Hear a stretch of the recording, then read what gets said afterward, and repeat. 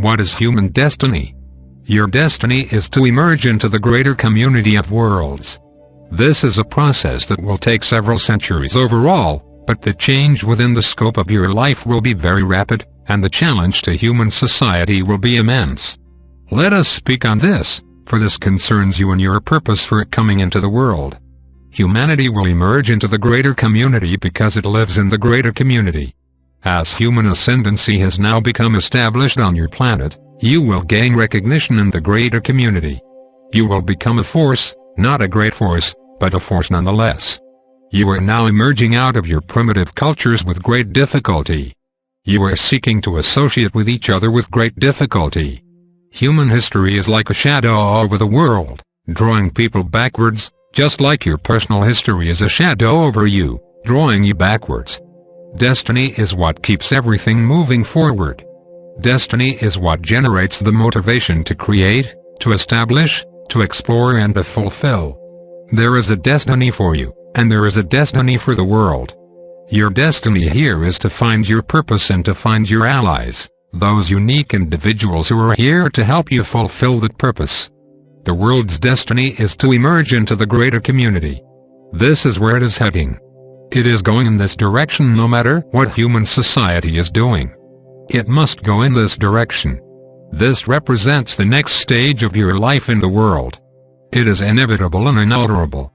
That is why we speak of it in terms of destiny instead of in terms of human will and human determination. Just as you grow from being a child to an adolescent, from an adolescent to a young adult, from a young adult to an adult, and then you grow into old age, so your world has its evolutionary stages as well. There are evolutionary stages in societies. There are evolutionary stages in families. And the world has its own evolutionary process. Because humanity now spans your world, at least the surface of your world, and has gained a relative degree of control of the world with great risks, it is important now for you to know that you are entering into a new era. It is not a new age, for an age is a very long time. This is a period of transition, which will be difficult and turbulent. Its opportunities and demands will be tremendous. Its risk of failure will be substantial. It is not a time for the faint of heart or for the weak-minded. It is not a time for the ambivalent or the self-indulgent. It is a time for great strength and dedication. Knowledge within you will give you this strength and determination as you become a student of knowledge, as you advance in the way of knowledge, and as you take the steps to knowledge. This is because you are needed for something great in this life. Do not compare your purpose with the purpose of your ancestors. Do not think that your purpose is the same as someone's 1,000 years ago, or 500 years ago, or even 100 years ago. Your purpose is related to the needs of the world and the circumstances of the world. Ultimately, everyone's purpose serves the reclamation and the preservation of knowledge in the world. However, what you may end up doing may seem very different from this, if only in appearance. It is the spirit with which you give, the quality of your gift and the quality of your awareness and your relationships that will keep knowledge alive in the world. Everything else that is accomplished is to help people, to serve people, to heal people, to enable people, to strengthen people and to take care of people. The need for knowledge will grow dramatically. There are so many people in the world that have so little, and there are so few that have so much. The resources of the world are shrinking, and the problems of the world are growing. This is seemingly a terrible situation when you put it all together, but it is just the kind of situation that will call people into action, not just an individual here and there who is inspired, but greater numbers of people. The world will be calling them out of their self-preoccupation. The world will be calling them out of their personal interests and tragedies. The world will be demanding things of them. This is what calls your purpose out of you. Do not think you can go off and meditate all day every day and find your purpose. You must go into the world and have it brought out of you. The world represents a relationship in which your purpose is initiated, fostered and realized. That is why seeking escape from the world or a permanent retreat from the world is counterproductive. The very tribulations in the world that you find so difficult and so unpleasant are the very things that will call out of you the greatness that you have come to give. Do not, then, condemn the world when in fact it creates the right conditions for your redemption. The world's emergence into the greater community will be the greatest transition humanity has ever faced. This is understandable because humanity is a very recent race. Yes, the primitive life of your ancestors went on for a very long time, mainly because your world is such an easy world to live in compared to other worlds. However, the demands of life now are much greater, and the pace of life is much faster. That is because the evolution of the world is accelerating. It is accelerating because of the global population of humanity, it is accelerating because of the global problems of humanity, and it is accelerating because of the presence of greater community forces in the world. What kind of change will this great transition produce?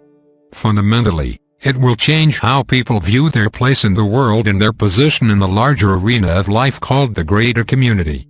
We introduce the idea of the greater community so that you can begin to think about this greater context of life and begin to understand and accept it as a governing fact of your life. It represents your destiny. It contains a greater set of influences and presents a greater set of problems, challenges and opportunities that await you. This is why your technology is racing ahead.